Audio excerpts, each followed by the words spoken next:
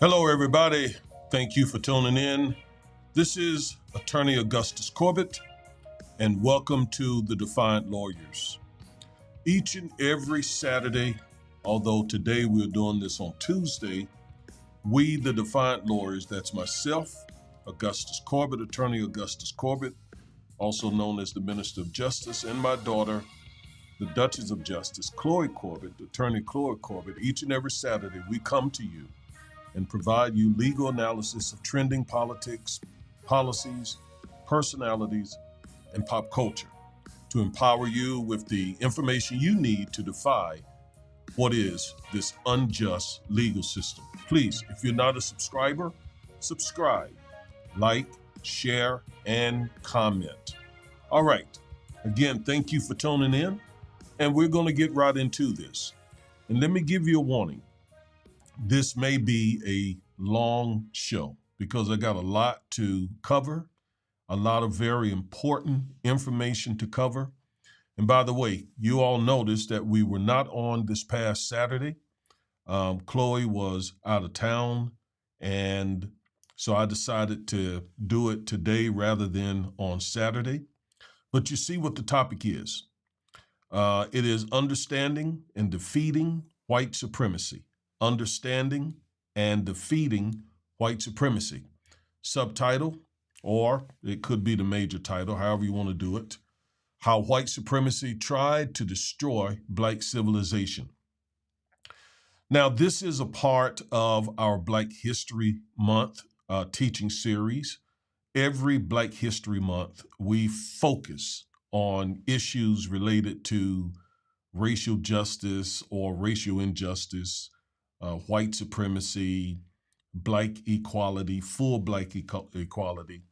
So we talk about those kinds of issues during the month of Black History Month. Since we're civil rights attorneys, we tend to focus on these types of issues even throughout the year. Now, I read something the other day that makes a lot of sense to me where Black history is concerned, and that is that what we really should do is celebrate Black history from the beginning of, in fact, from Martin Luther King Jr.'s birthday celebration all the way to the assassination of Dr. King. That makes a lot of sense to me, and that's what I'm going to do this year.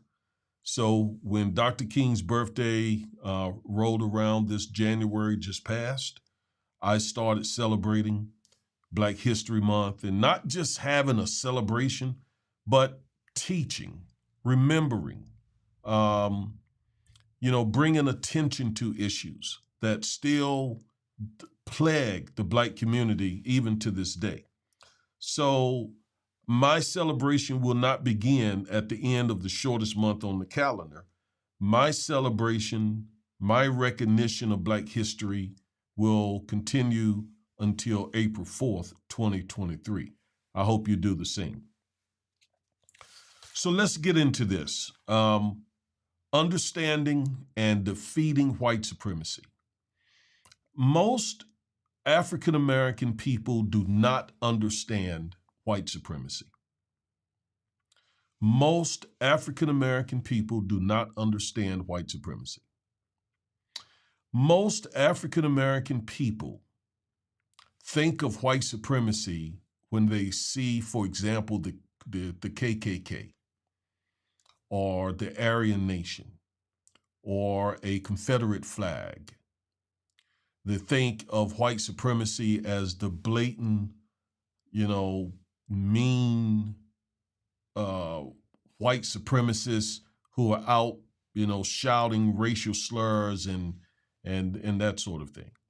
No, that is certainly white supremacy, but no, that is not, white supremacy is not limited to that. And we need to understand the subtleties of white supremacy because it's all around us. And sometimes it's hard to recognize. I mean, it's everywhere, but it's hard to see. And because it's hard to see, a lot of whites deny that it even exists.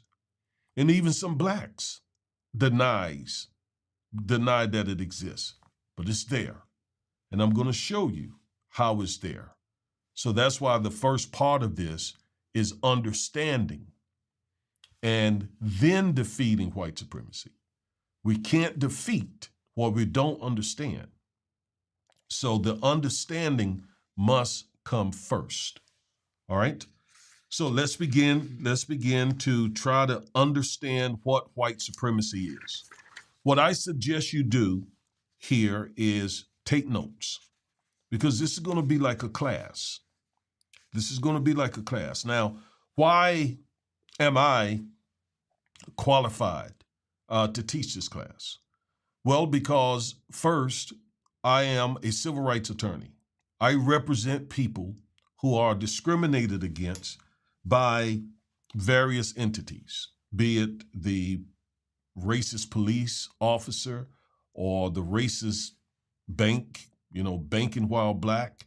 So I have had to learn how white supremacy works in order to litigate these cases. And, I started law school back in, I think it was 2000, 2001. So it's been about 20 years for me that I've been heavily in this space of understanding what white supremacy is and what systemic racism, institutional racism, structural racism. It's been a passion of mine. It's been a calling, if you will, of mine since I was a child. And then I grew up in the South. I grew up, and I'm old enough to remember actual segregation, the Jim Crow era. I lived through the tail end of that. So I'm very well experienced and very knowledgeable and versed on what we are contending with as African Americans, white supremacy. Okay? Now, what is white supremacy? White supremacy is a racist ideology that is based upon the belief that white people are superior in many ways to people of other races, and that therefore white people should be dominant over other races. White supremacy is not just an attitude or way of thinking. It also extends to how systems and institutions are structured to uphold this white dominance. Now, let's break that down a little bit. White supremacy is first and foremost a racist ideology. It's a way of thinking. It is the way one sees the world. It is one's world view, okay? And it's based upon the false belief that oftentimes arises from misinterpretations of Bible scriptures, actually, all right? Such as the black man is cursed, the white man is superior. A lot of that emanates from people having twisted and misinterpreted scripture to support their racist ideology. But white supremacy is a racist ideology that is based upon the false premise that white people are superior. That is false. I am, in addition to being a minister, I'm also, in addition to being an attorney, I'm also a minister. And I could show you verse after verse after Bible verse after Bible verse after Bible verse, which dispels the notion that God created any race superior. God didn't create the white race. As a matter of fact, let me use the proper language, because race is it's a human-made social construct. So let me use the proper word. Let me use the word actually that the Bible uses in this ethnicity. God did not create any superior ethnicity. The white ethnic group is not superior. The black ethnicity is not superior. The Asian ethnicity is not superior. The Arab ethnicity is not superior. The European or white ethnicity is not superior. There is no superior race. That is a false belief, a false ideology. But it permeates the Western world, especially. And unfortunately, it has been propagated around the world.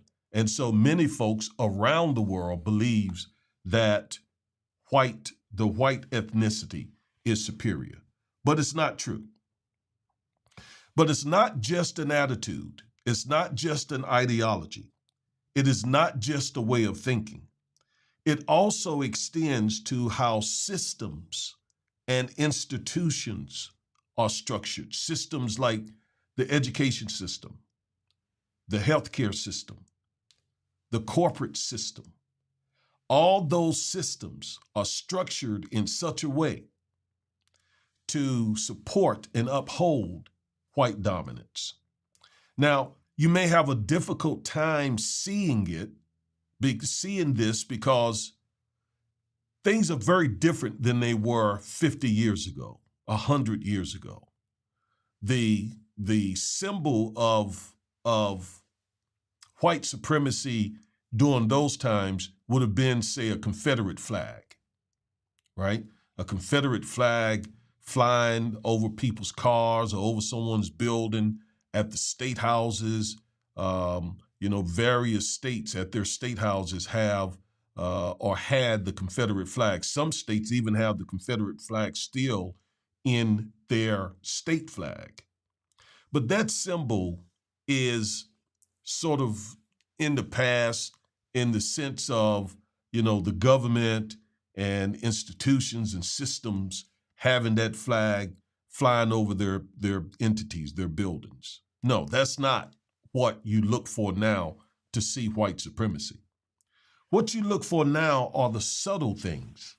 For example, woke. The word woke.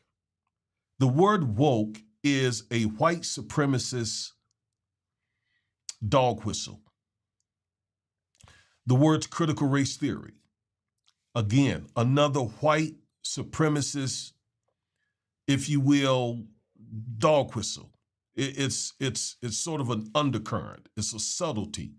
It's a nice way of saying we're superior, blacks are inferior. Okay, it's a buzzword. Woke, critical race theory. And I tell you, our white brethren, white conservatives, white evangelicals, the white GOP political party are masters at taking these words and redefining them into something nefarious and then using those words to sort of poison the well, right? To get white people really, really, really incensed and upset and to misinform them about what woke means or what critical race theory, what it means. I'm going to define both what wokeness and critical race theory means in just a moment, all right? So don't look for the Confederate flag when you are looking for white supremacy. We're beyond that. Okay, today's white supremacist is not out there just throwing, bricks and burning crosses. No, they're in Congress. They're on the bench. They're judges. They are over many of these institutions. They attend church. They are on your job. They're all around you. But you'll never know it. Now, like I said Sunday in my Sunday message, one of the great things about Donald Trump, or maybe even the only good thing about Donald Trump, was that he brought these people out. He made them take off their disguise and just come on out with it. And that I appreciate a lot. And that has helped us point, the finger to, okay, this is a white supremacist. The person who works beside you, the person that you have broke bread with, the person that you think so highly of, that person was and is a white supremacist the whole time. Okay? Trump emboldened them and caused them to come out. All right, white supremacy. Now, by the way, that definition comes from a book entitled Me and White Supremacy, written by a young white woman by the name of Layla Saad. Again, Me and White Supremacy. All right, let me give you another definition of white supremacy. White supremacy defines our current reality. It is not merely a belief that to be white is to be better. It is a political, cultural, and economic system premised on the subjugation of people who are not white. That subjugation takes on an infinite number of forms and is enforced with varying degrees of physical violence, mental abuse, and robbery. White supremacy is the voice in our collective heads that says it makes civilized sense that one group of people gets to annihilate, enslave, incarcerate, brainwash, torture, sterilize, breed, and terrorize other people. White supremacy establishes, upholds, and normalizes hierarchy based on the premise that the less black you are, the closer you are to God. Now, that's a mouthful, but it is very true. Let's go back and look at it. White supremacy defines our current reality. We may not want to admit that, but white supremacy defines our reality in the United States of America. Everything is controlled by white supremacy. And incidentally, when I use the word white supremacy, I notice I am not using white superiority. I am not saying that whites are superior. In fact, I just said expressly that God created no superior race. So don't misunderstand me. When I say white supremacy, I'm not saying that whites are superior to everybody else. I'm saying there are systems in place, there are institutions in place that have been in place for 400 years that give white Americans dominance.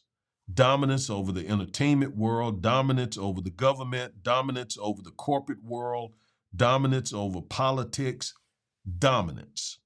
How did that dominance come about?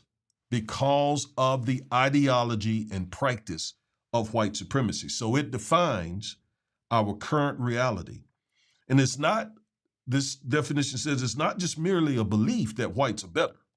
It's much more than that. It is, as I keep saying, a political, cultural, and economic system that is premised on the fact that non-white people should be subjugated. All right? And that subjugation takes on many forms. It happens at the ER. It happens at the emergency room. It happens in the corporate boardroom.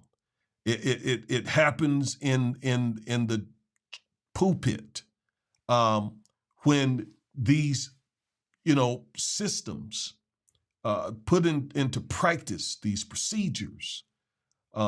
These policies that empower and enrich the white community while again subjugating non-white people, especially black people. So white supremacy establishes, upholds, and it normalizes hierarchy, this white hegemony, this white hierarchy based on the premise that the less black you are, the closer to God you are. Now, in the CRT realm of things, in the critical race theory world context, white supremacy is invoked to describe a process and persistent state of affairs that is prevalent in the Western world, where the interests of white identified people are given precedence over the interests of other groups through political, social, economic, and cultural structures and practices that have evolved over centuries and are maintained and continually recreated by these structures and through individual actors and actions. So, in the CRT, or in the context of critical race theory, white supremacy is this process, this persistent state of affairs that gives whites prevalent place in the Western world. When I say the Western world, I'm obviously talking about, Europe, America, the Americas, the Western world, as opposed to the Eastern world, Asia, Africa, Arab, and so forth. So the Western world, where the European descendant person is definitely in control. Now, the critical race theorists would go on to say these structures and practices are generally taken for granted and invisible in the normal day-to-day operation of Western societies, particularly to white people.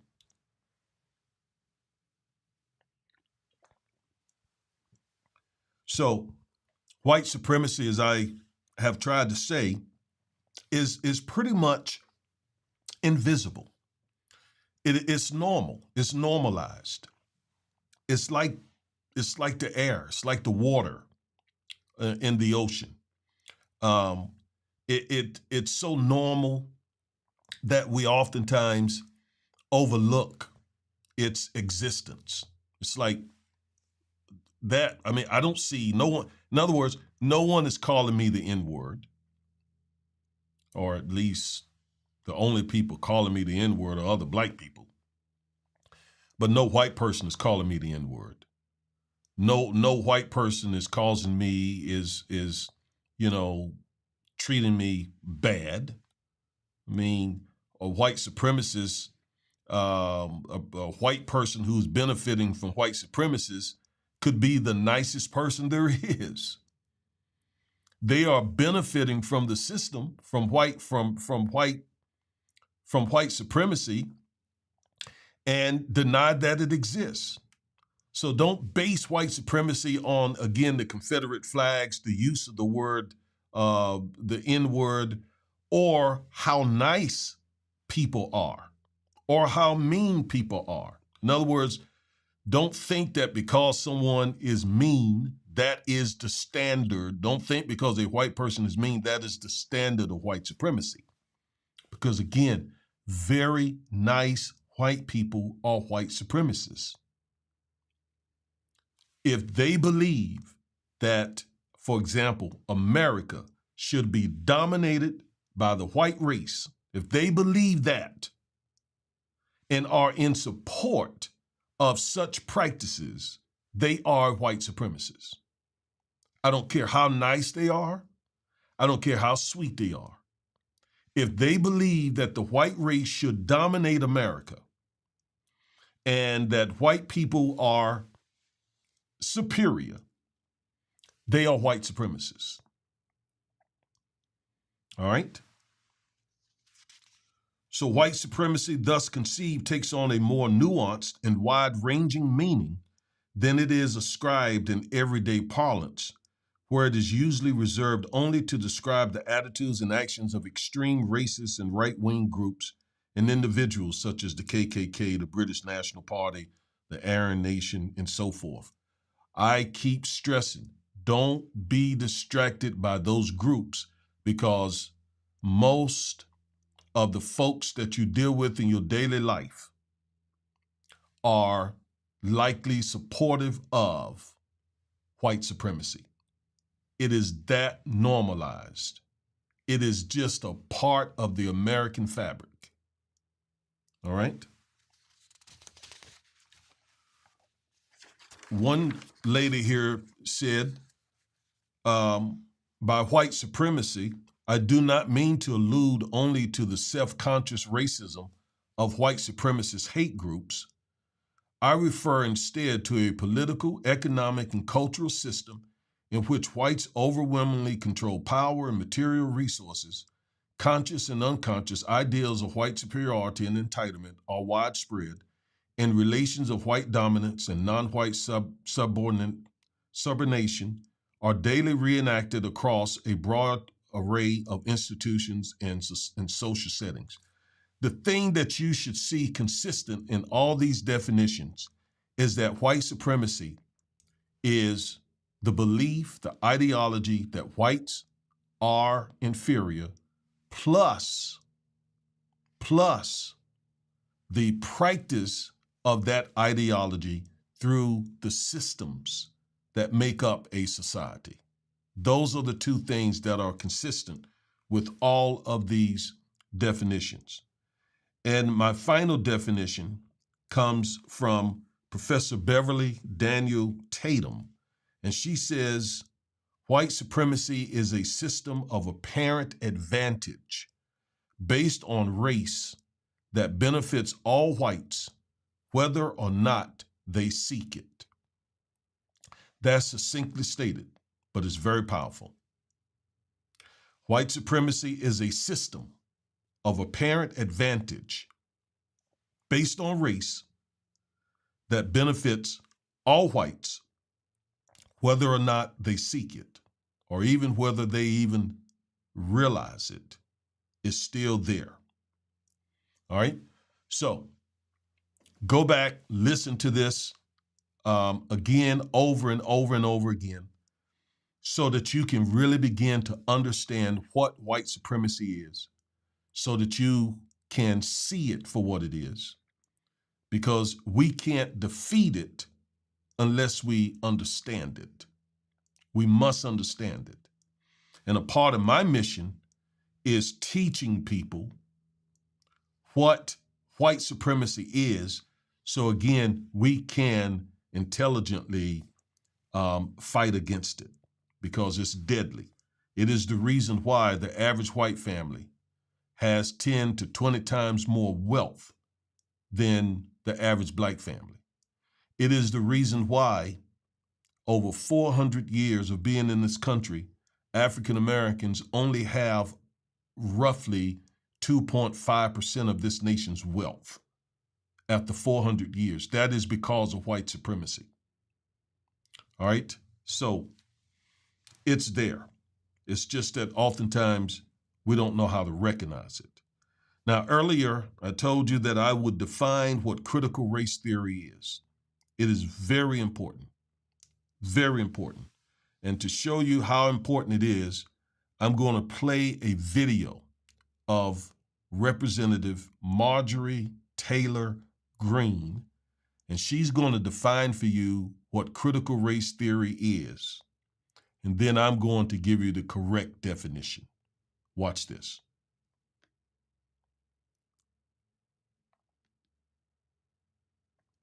Mr. Dodaro, can you tell me how much money COVID cash went towards diversity, equity, and inclusion or racism issues?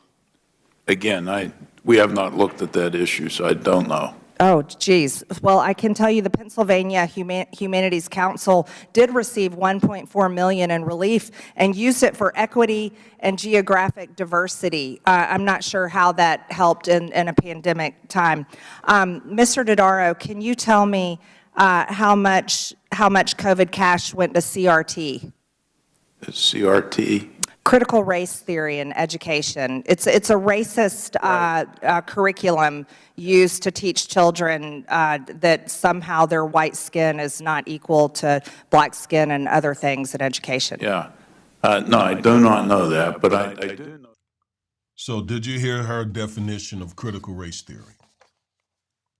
She said it is a curriculum used to teach white children that their white skin is inferior to black children's black skin. That's what she just said. I kid you not. You heard it out of her own mouth. She said that critical race theory, by definition, is a curriculum that teaches white children that they are inferior to black children. That is completely and totally, absolutely ridiculous. But it goes further. Let me just show you what else she said in this clip. that there's provisions that the federal funds generally are not used, are supposed to be used for curriculum. Oh. That it's a state. Oh, and Mr. local. Dodaro, I have to tell you, in Illinois, that they received $5.1 billion at an elementary school there that used it for equity and diversity. So it's being used for these things. This woman just said that because of critical race theory, in Illinois, elementary school received $5.1 billion to teach equity, diversity, and inclusion. She said one elementary school in Illinois, one, received $5.1 billion. I mean, one elementary school. So not only did she give a ridiculously fictitious definition of critical race theory, she lied about this school, whatever school she's referencing, receiving $5.1 billion. That is the craziest thing I've ever heard about critical race theory. You know, so anyway, what is critical race theory? That woman is in Congress, by the way, for one reason, and that is to promote white supremacy. That is the only reason she is in Congress. It is to promote white supremacy. The definitions that I've just given you, her presence in the Congress, the reason her constituents send her to Congress, she's from Georgia, is so that she can unabashedly promote white supremacy. She can tell lies, she can misdefine words, she can act a fool. They don't care about that. All they want her to do is go there and promote white supremacy. All right? Now, she is that type of white supremacist that you see coming from a mile away, or at least you should. I want you to know that there are many white supremacists who hold her views who would never say such outlandish things. They secreted their white supremacy. They would never say that to you. They would never say such a thing. They would not. Very nice people, good people. But they believe the same thing she believes. And they are secretly supporting her, sending her to Congress and people like her, and giving them money, campaigning, financing their campaign so that she can go there and do this stuff. What is critical race theory? Critical race theory is an ideology, let me give you my definition. This is my definition. It is the deconstruction of American law, of the American legal system, to understand why Black inequality persists despite the creation of race-neutral laws intended to remedy racial inequities. Let me say it again. It is the deconstruction of the American law, of the American legal system. Let me stop there. So Derek Bell, the late professor, Harvard professor Derek Bell, law professor Kimberly Crenshaw, Professor Delgado, and others began to ask the question in the 80s, the 70s, why, if there is a 13th Amendment, a 14th Amendment, a 15th Amendment, a Voting Rights Act, a Civil Rights Act, and Equal Protection Clause, Due Process Clause, all of this, if all these laws have been passed, why are African Americans still at the bottom of the totem pole? Why are they still at the bottom of the barrel? What is it about the law? What is it about the legal system that still results in black folks not having full equality. That's what they did, and they began to write about it, and they began to discuss it and have conferences.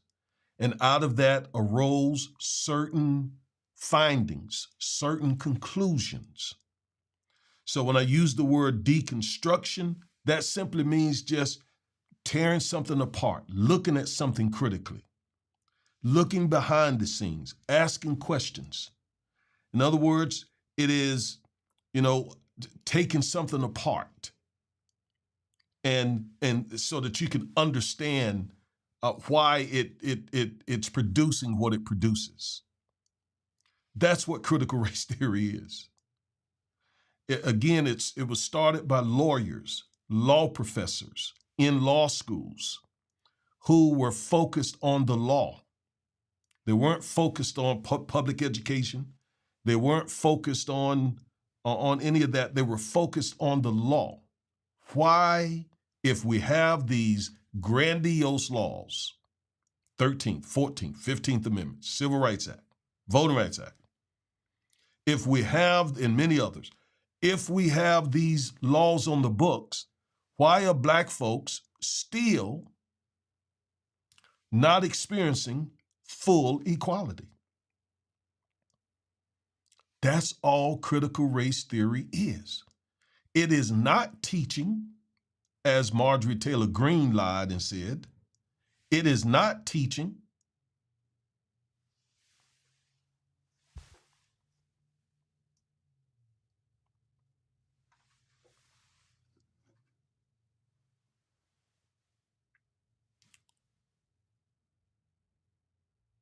My apologies, my camera went out.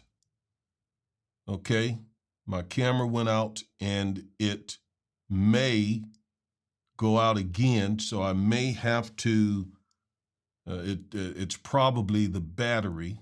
So let me see how to do this. There's another way to skin the cat because it's probably gonna go out again.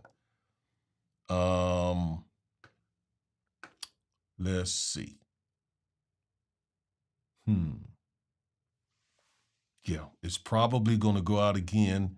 And if it goes out again, what I'm gonna have to do is I'm gonna have to change the battery, and that may take me a couple of minutes, but I suspect that it will. This has happened before. All right, so if it goes black again, just know it's gonna take me a couple of minutes to switch out the battery, but we'll get right back into this. Anyway, that is what critical race theory is. It is the deconstruction of the American legal system to understand why black full equality has not been accomplished by black Americans. It is not teaching that black children that white children are inferior to black children. Actually, that's gaslighting because that's what black children have been taught, that their skin is inferior. It's amazing to me that white supremacists are masters at using reverse psychology. There it is. Hold on.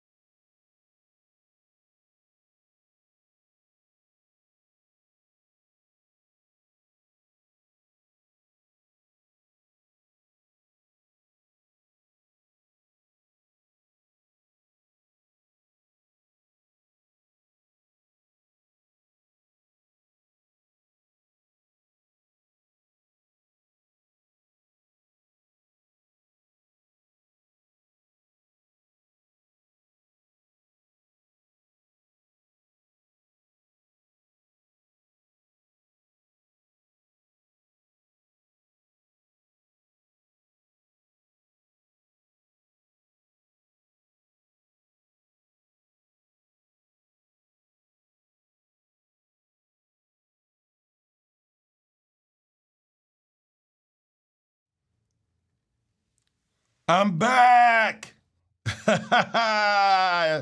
Yeah. I'm back. I'm back. I'm back. I'm back. I'm back and better than before. All right. And I see some of you all have stuck around. So very good. Very good. Very good. Very good. Very, very good. Okay. So let's continue with this. Hold on here just a hot second. Just a hot second.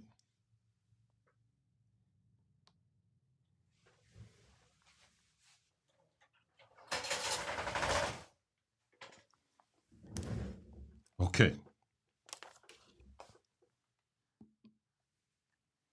There we go. There we go. I'm so proud of you all for hanging out and staying with me here with this. You must be hungry for knowledge. Thank you, thank you, thank you, thank you, thank you for hanging with me. And by the way, let me say hello to a couple of folks here. My good friend Joseph B. Washington says, great teaching. Thank you so much. Pastor Joseph Washington, good friend of mine, I've been knowing for 40 years almost. And of course, my wife is with me. And she just let you know we'll be right back as we take care of technical issues. Thank you, sweetheart. And we are back, and it looks like folks just stay with me. I'm so proud of you all. I'm so proud of you all. It tells me you're hungry for knowledge. That's what it tells me. So thank you all for hanging with me. Thank you, thank you, thank you, thank you. And by the way, like the video, like it. Just go ahead and hit like. Smash the like button. Go ahead, do it now. Please do it now, do it now, do it now. Like, like, like. All right, so critical race theory. Again, what is it? It is not teaching white children, as Marjorie Taylor Greene said, that they are inferior, that their white skin is inferior. That is a flat out lie. There's no other way for me to say it. It's a lie. That when Derek Bell, Professor Derek Bell, who was a Justice Department lawyer, who then became a lawyer for the NAACP, who then became a Harvard law professor, would have never been hired and given the esteem that he was given had he been out there teaching that white children's skin is inferior to black skin. As I said before, that's gaslighting, because that's what our children have been taught. That's what white supremacists taught our children. Never. Professor Kimberly Crenshaw is a law professor today. These are two of the founders of the critical race. These are two of the lawyers who were back in the 70s and 80s who were asking these questions. They were simply asking the question, just asking questions in their law school classes, just asking why. Why is the black community still experiencing what it's experiencing 30, 40 years after the Brown versus Board of Education case, after the Civil Rights Act was signed into law, after the Voting Rights Act? Why?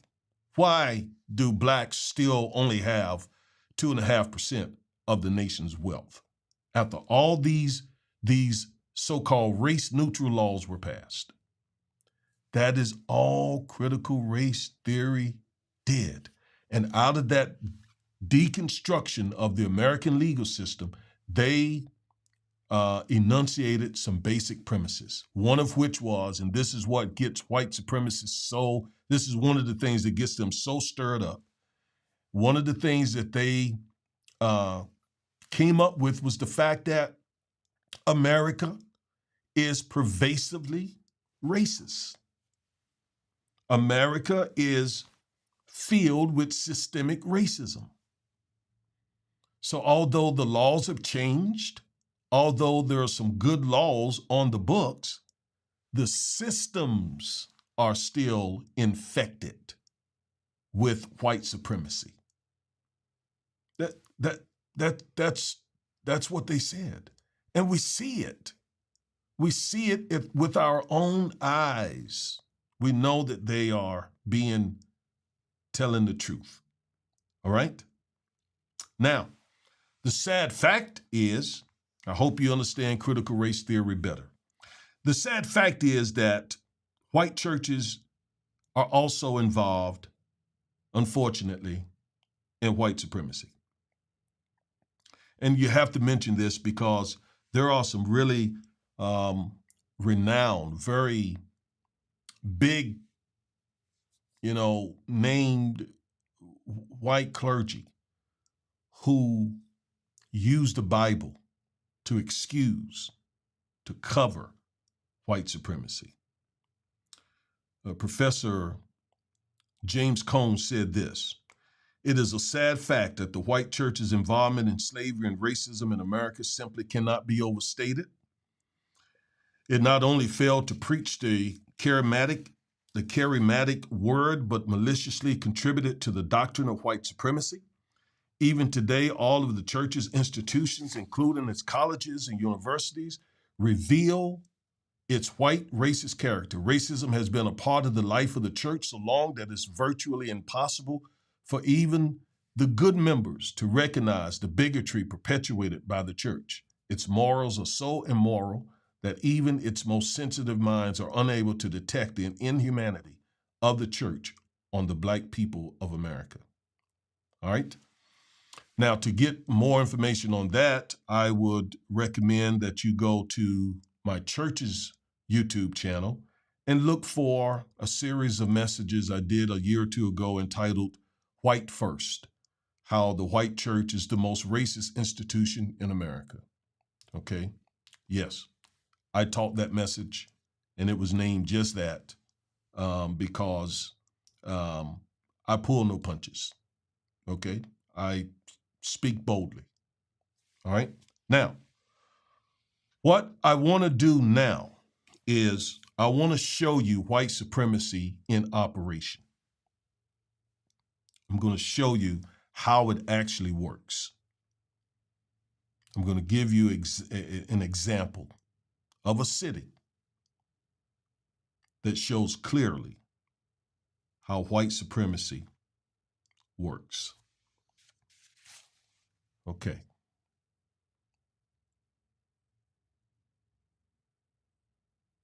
Stay right there. I am talking about the city of Buffalo, New York. Buffalo, New York. The place where 10 people were recently murdered, just a year, maybe about 2 years ago, where a white supremacist went to the city of Buffalo and murdered 10 innocent African Americans and was filming it or live streaming it while he did it. But I want to show you that the African American population of the city of Buffalo were already victims of white supremacy. That is why it is critical for you to understand that if you look only for the people who do such heinous acts as what that young man did to those 10 innocent people, you're going to miss the systems that's behind the hatred. Because those blacks in the city of Buffalo were already victims of white supremacy. And let me show you what I mean. The city of Buffalo, the total population today is about 267. That's down from roughly 500 or so thousand, almost 600,000 in the 50s. There has been a decline of population, of Buffalo's population because of, losing jobs and industries going out of business, etc. Of those 267 or so thousand people in Buffalo, 47% are black, 47% are white, 35% are black. The average income is about $42,000. The average home price is about $112,000. About 28%, almost 30% of the population in Buffalo has a BS degree or more, and roughly a fourth of the city's population live in poverty. And we don't have to really guess where most of that 27% of the poverty exists, because I'm going to show you where it exists. Okay? Now, according to a report that was done by Anna Blotto entitled A City Divided, A Brief History of Segregation in Buffalo, she wrote, "Where you live plays a big role in your access to quality jobs, quality schools, housing and good repair, healthy food, and clean air, water, and soil. If you live in an area that has greater access to these amenities than the regional average, you're living in an area of opportunity.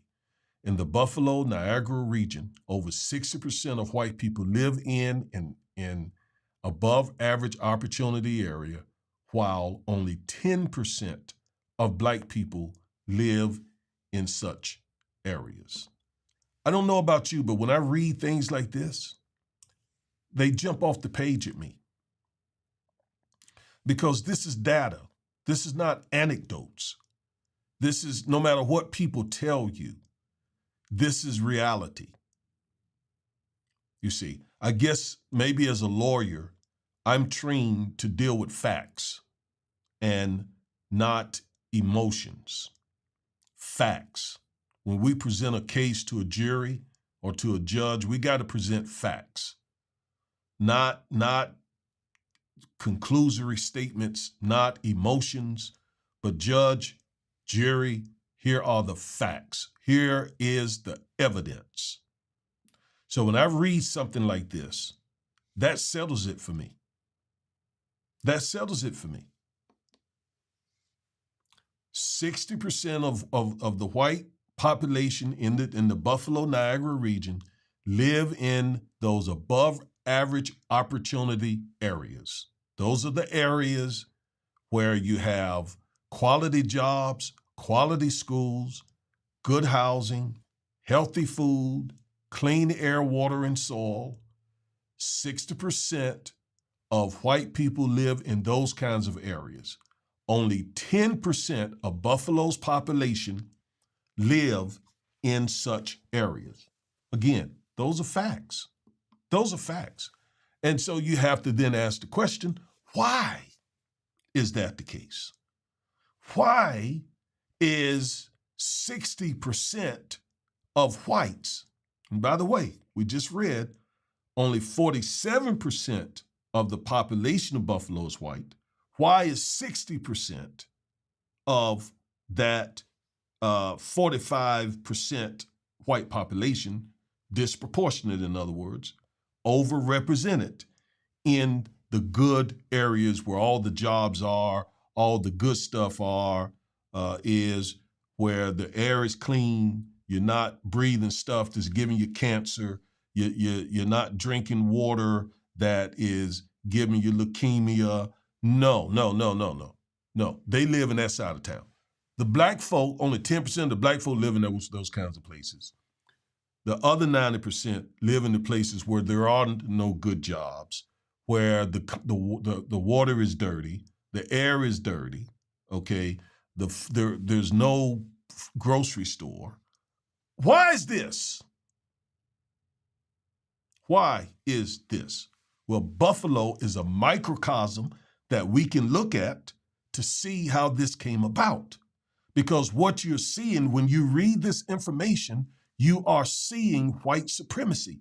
This is the result of racist systems in place that have enabled 60% of Buffalo to live in a place like 60% of white people in Buffalo to live in a place like that, whereas only 10% of the blacks. Now, look, stay with me long enough because I'm going to show you a video of the judge who she sentenced this young man who killed those innocent people, and she's going to confirm everything I just told you. She is going to, as she's sentencing him, oftentimes when judges sentence someone, they will make comments. They will give a statement. She is going to give a statement before she gives him 10 life sentences for a life sentence for every life he took. And she's going to admit in open court, on the record, that the citizens of Buffalo, the black citizens of Buffalo, were already the victims of white supremacy long before a bullet was shot. Just stay with me. I'm going to play that video, but I want to show you what she's talking about before we look at it. All right, stay with me.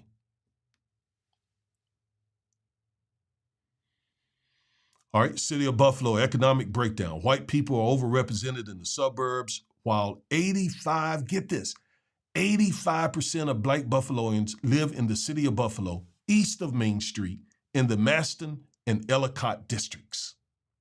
So they have black folks primarily concentrated in one area of the city. Roughly 33% of blacks in these districts live in poverty. Buffalo's communities of color tend to be excluded from many job opportunities and have less time to spend on other jobs, education, and family life. 36% of East Side households do not have a vehicle. That's almost half of the East Side. The East Side is where the black folks live. Again, east of Main Street that we just read. Nearly 7,000 residential addresses and 850 commercial addresses are vacant on the East Side. I'm going to show you why. Just stay with me. So here is how white supremacy created the numbers that I just gave you. Here's how it happened.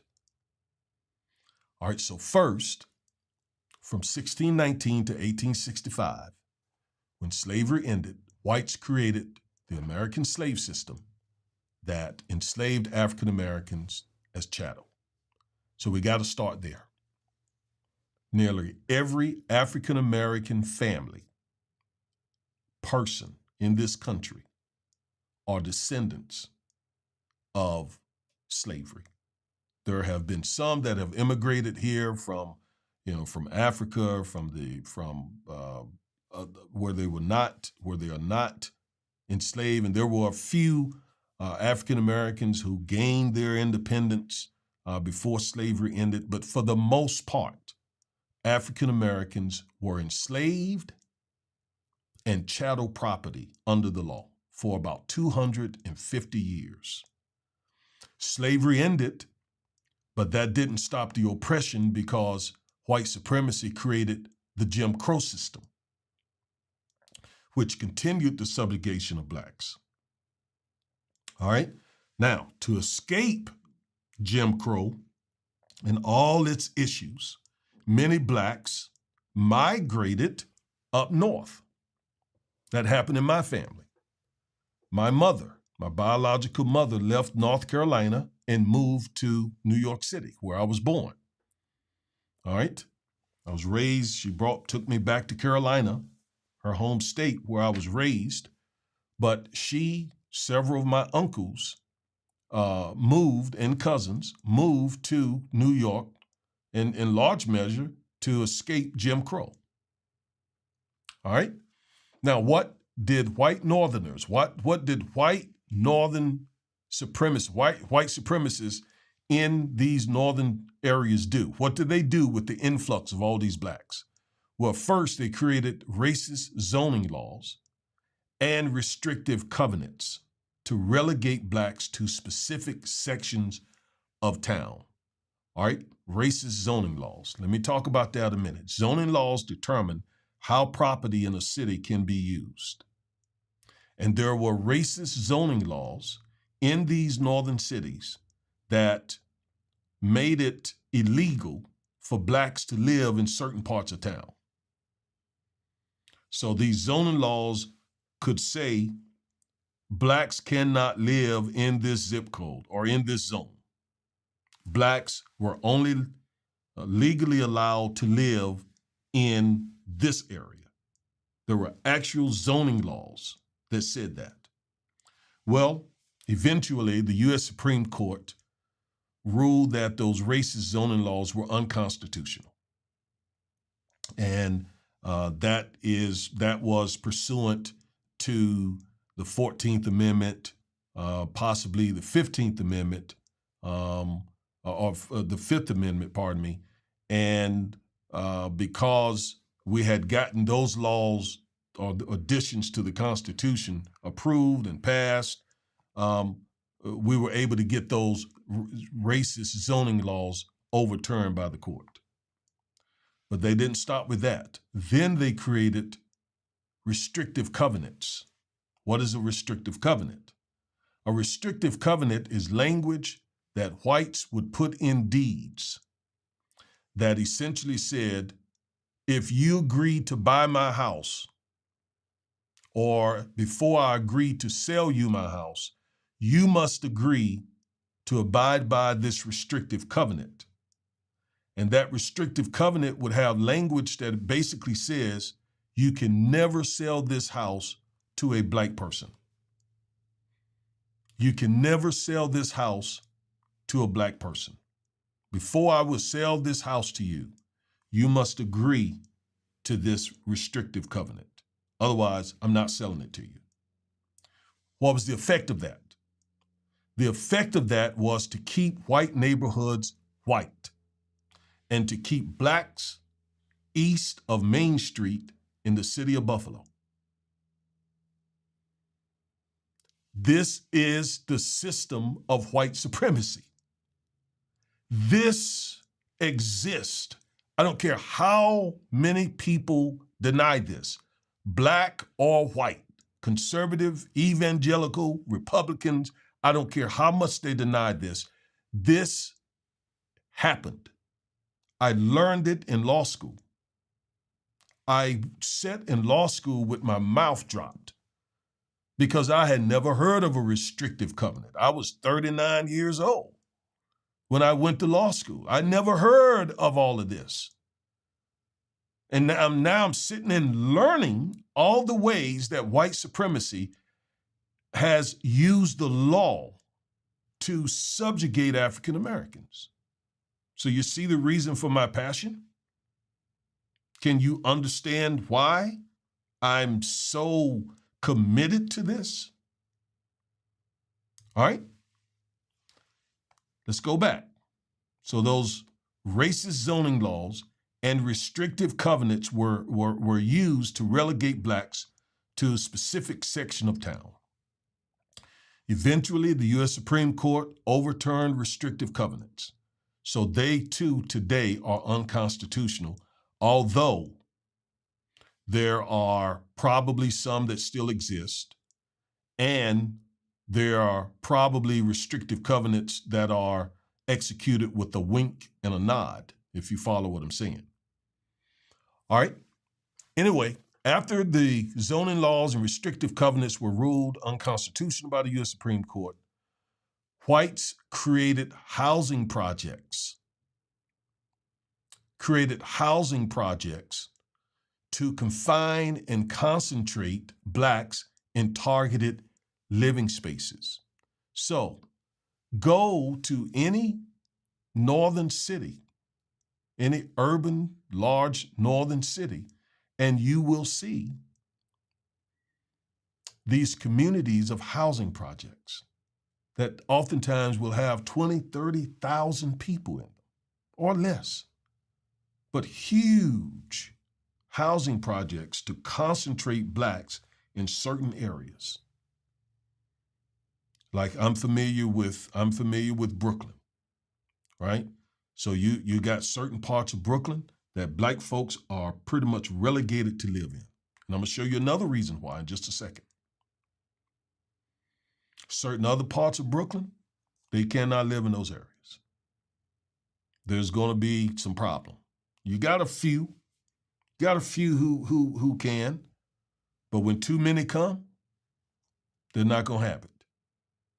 Now keep in mind what we read earlier. Don't forget what I've said already, that when they relegate African Americans to a particular part of town, that means African Americans don't have access to the good jobs, the clean air, the clean water, the good hospitals, the great schools. They're in those areas where, the water's dirty, the air is so forth. Now, I'm well aware that some blacks have made it to the suburbs. I'm well aware of that, okay? And I'm not overlooking that at all. But guess what? Even in zip codes that are not inner city communities, even in those suburban zip codes, Black Americans still fare much less than their white neighbors in different ways. Because they own a home, their home may be valued $100,000, $200,000 less than the white family right beside their house. I mean, that is okay. Their kids go to a public school that is probably very segregated because the white neighbor has his kids going to a private school. Okay? And in the public school, I wrote a book on this. Oftentimes, the teachers in the public schools, especially those that have a high percentage of blacks, the teachers tend not to have the same qualifications as the teachers in the other areas. And I could go down the list showing that even Black suburbanites still fare far worse than their white counterparts. Okay? All right, let's go back. Oh, we got more to do here. Okay. All right, stay with me.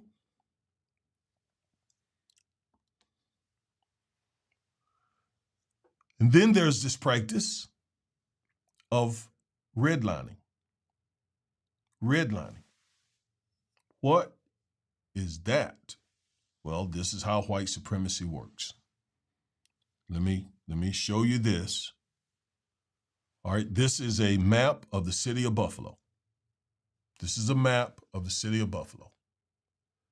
And you see those red highlighted areas. Those are the areas that banks, and this, by the way, this is east of Main Street. So these are largely Black people. And those are the areas that banks had a policy of not lending any money to those people. In those red highlighted areas, no money. That's where the Black folks live, right there. Primarily where you see those red lights, highlights there. Banks, the banking system. That's systemic racism. The banking system in the city of Buffalo said, we're not going to lend those people in these areas money. Are you with me? All right. Now, what is the consequence of that? The consequence of that is if you can't borrow money, you most likely cannot buy a house in another part of town. So you worked hard, you saved your money, you're ready to get your family in a place where the schools are better, where the jobs are better. So you go to the bank, you say, I got $5, $10, $15, $20,000 to put down on my house. My credit is good. All right, let's make this happen. And they say, no, your loan is denied. Why? Well, they'll find a lie to tell you, but the real reason is you live in an area that has been redlined.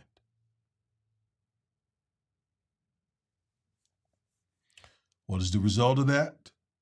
You are relegated to stay in that predominantly black area. You cannot go over there and gain access to the jobs, the better schools, the better food, etc. That is what was happening in Buffalo. That's what happens in Dallas. That's what happens in Philadelphia. That's what happens in New York City. That's what happens in Memphis. That's what happens in Jackson, Mississippi. It happens over and over and over and over and over again. That's the way white supremacy works.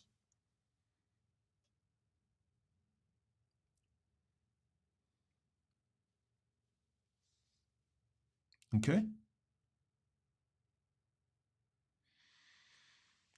All right. Let me show you.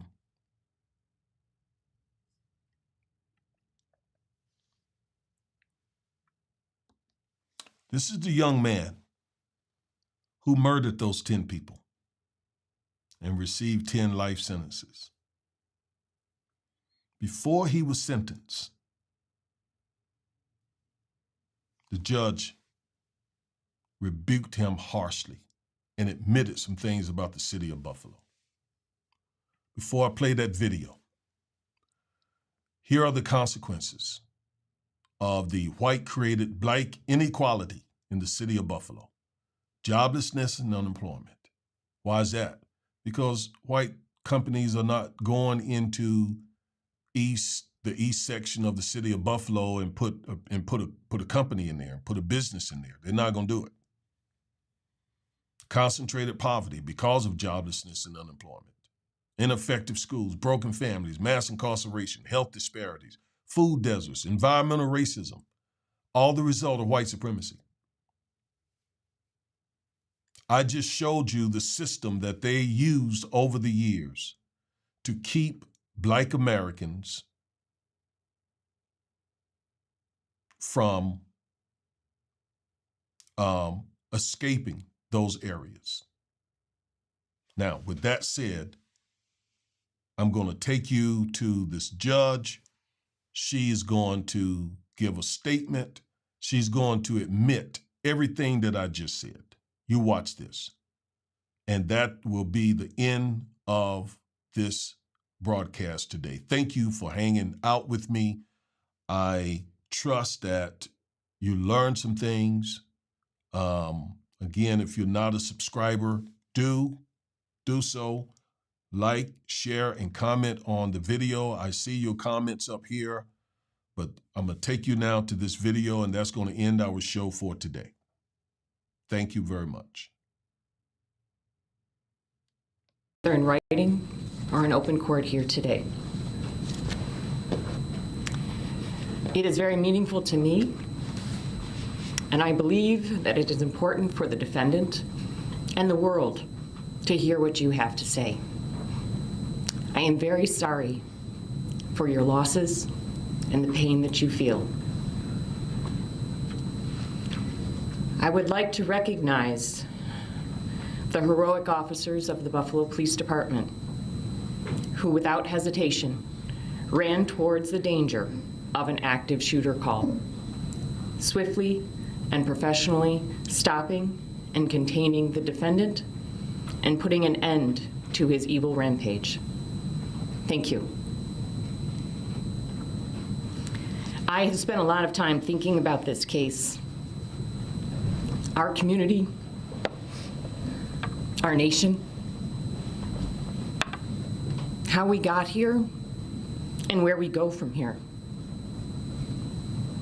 It all comes down to character and having the strength to stand up for what is right.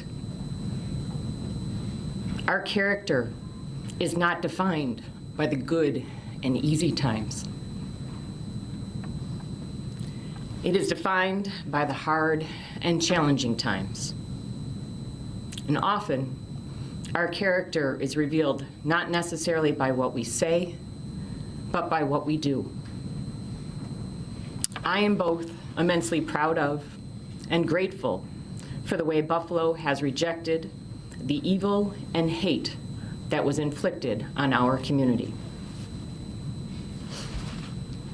The character of good people throughout this city, county, state, nation, and even internationally has shown through as they have stood with the victims of this heinous and cruel act. This indictment speaks to the 13 victims and their families that lost the most. But they are not the only victims. There are thousands that have been traumatized directly and vicariously by this defendant's actions.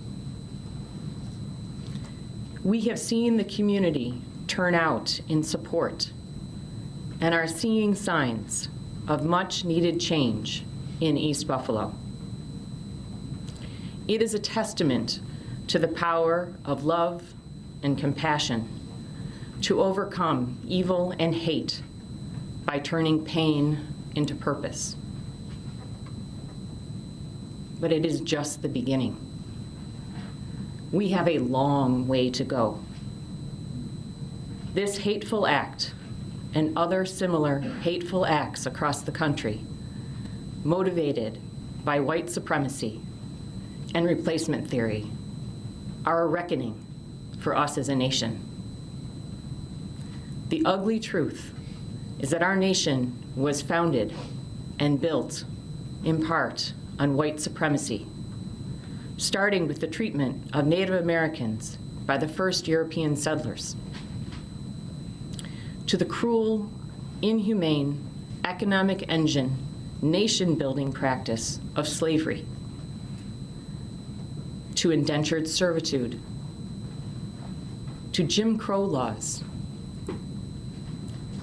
to government policies creating segregated public housing with communities of color often placed in environmentally hazardous locations,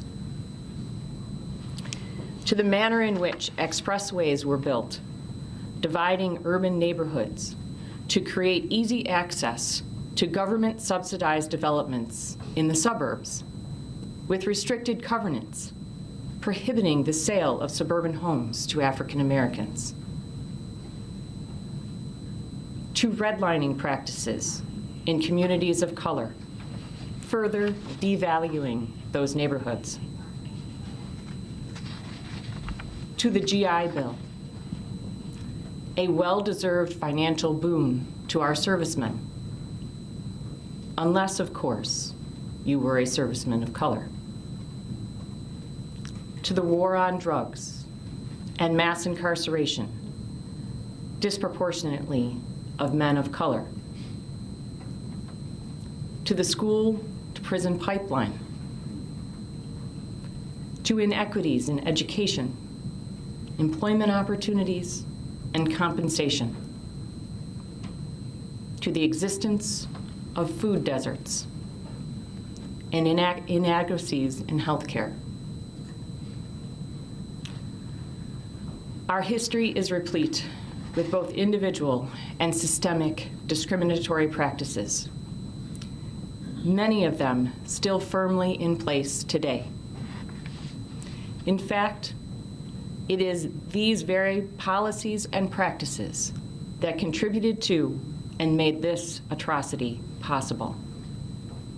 The effects of these policies, some current and others decades and centuries old, created the segregation in our city and enabled this defendant to research and identify his target to maximize the impact of his evil intent. All of these policies and systems, either sponsored or tolerated by the government and implemented by individuals, were designed to destroy the very fabric of family life, opportunities for success, the creation of generational wealth, and even the mere existence of hope in communities of color. The harsh reality is that white supremacy has been an insidious cancer on our society and nation since its inception. And it undermines the notions of a meritocracy and the land of opportunity that we hold so dear. However, white supremacy is not inevitable or unstoppable. It has been carefully cultivated and nurtured by individuals and the government for centuries. This is the history that we have all inherited. It has been passed down from generation to generation. We must acknowledge that history. See that history for what it is. Recognize it. And learn from it, or we are doomed to repeat it. Let ours be the generation to put a stop to it. We can do better. We must do better. Our own humanity requires it. As an individual, we must call out injustice in our daily lives when we see it. We must reject racism in all of its forms. We must be conscious of the power of our words and actions and the impact they have on those around us, both intended and unintended. We must demand better of our public servants in their efforts to address inequity. And we must embrace government policies aimed at creating and fostering diversity, equity, and inclusion. We must make the outpouring of support, love, and compassion that followed this heinous act an everyday practice. We are stronger together. These are hard and challenging times. Our characters are being tested. The future of our nation is at stake. Are we up to the challenge? I believe that we are. In the words of Poet Laureate Amanda Gorman, there is always light, if only we are brave enough to see it. If only we are brave enough to be it. Mr. Gendron, please stand.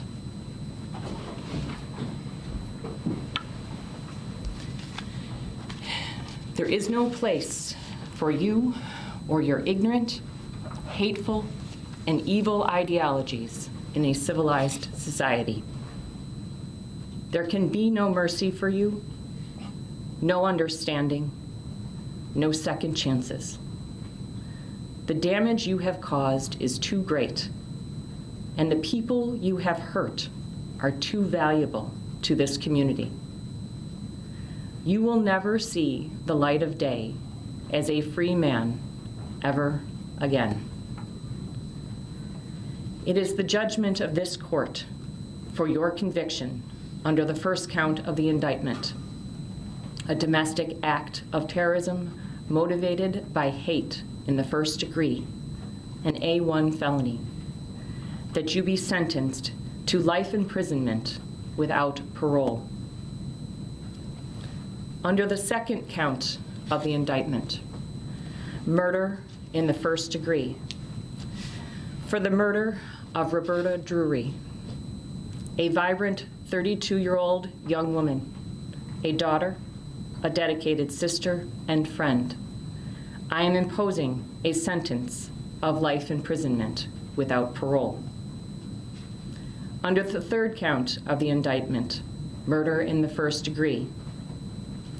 For the murder of 67-year-old Hayward Patterson, a son, father, and friend, known as a faithful, hardworking, generous, well-dressed man. I am imposing a sentence of life imprisonment without parole. Under the fourth count of the indictment, murder in the first degree, for the murder of 77-year-old Pearl Young, a daughter, mother, grandmother, and friend, known for being a loving, dedicated substitute teacher. I am imposing a sentence of life imprisonment without parole. Under the fifth count of the indictment, murder in the first degree, for the murder of 86-year-old Ruth Whitfield, a daughter, sister, wife, mother, and grandmother, a dedicated caretaker, an avid fisherwoman, and a valued member of her church community. I am imposing a sentence of life imprisonment without parole. Under the sixth count of the indictment, murder in the first degree, for the murder of Celestine Cheney, a daughter, sister, mother, aunt, grandmother, and friend, a fighter who at 65 had beat cancer and multiple aneurysms, a person who enjoyed life and laughed easily. I am imposing a sentence of life imprisonment without parole. Under the seventh count of the indictment, murder in the first degree, for the murder of Aaron Salter, age 55, a son, brother, husband, and father, a car guy, and a lover of camping, a retired Buffalo police officer, heroic and selfless to the very end. I am imposing a sentence of life imprisonment without parole. Under the eighth count of the indictment, murder in the first degree, for the murder of 53-year-old Andre McNeil, a son, brother, uncle, father, and fiancé, devoted Miami Heat fan, survived by a 3-year-old son. I am imposing a sentence of life imprisonment without parole. Under the ninth count of the indictment, murder in the first degree, for the murder of Margus Morrison, age 52, a son, brother, husband, and father. He loved music and sneakers. I am imposing a sentence of life imprisonment without parole. Under the 10th count of the indictment, murder in the first degree, for the murder of 72-year-old Catherine Massey, Cat, a daughter, sister, aunt, and friend, an activist known for her sincerity, thoughtfulness, and honesty. I am imposing a sentence of life imprisonment without parole. Under the 11th count of the indictment, murder in the first degree, for the murder of Geraldine Talley, age 62, a daughter, mother, and aunt, the life of the party, and a top-notch baker. I am imposing a sentence of life imprisonment without parole. By operation of law, the sentences on counts 2 through 11 must run concurrently with the sentence imposed on the first count. Under the remaining counts of the indictment to which you pled, the law permits me, based on your age, to consider granting you youthful offender status. The purpose of youthful offender status under the law is to prevent the stigmatization of young offenders based on hasty and thoughtless acts, and to provide them a fresh start and a renewed opportunity to be a law-abiding, productive member of society. However, given the manner in which you methodically planned, researched, conducted recognizance, and executed your hateful crimes, a finding of youthful offender status is not appropriate. There was nothing hasty or thoughtless about your conduct. There are no mitigating factors to be considered. You will be sentenced as an adult on the remaining counts. Under the 22nd count of the indictment, attempted murder in the first degree, for the attempted murder of 20-year-old Zaire Goodman, a beloved son, a hardworking young man of character, I am imposing the maximum determinate sentence of 25 years, followed by 5 years of post-release supervision. I direct this sentence to run consecutively to all other sentences imposed. Under the 23rd count of the indictment, attempted murder in the first degree,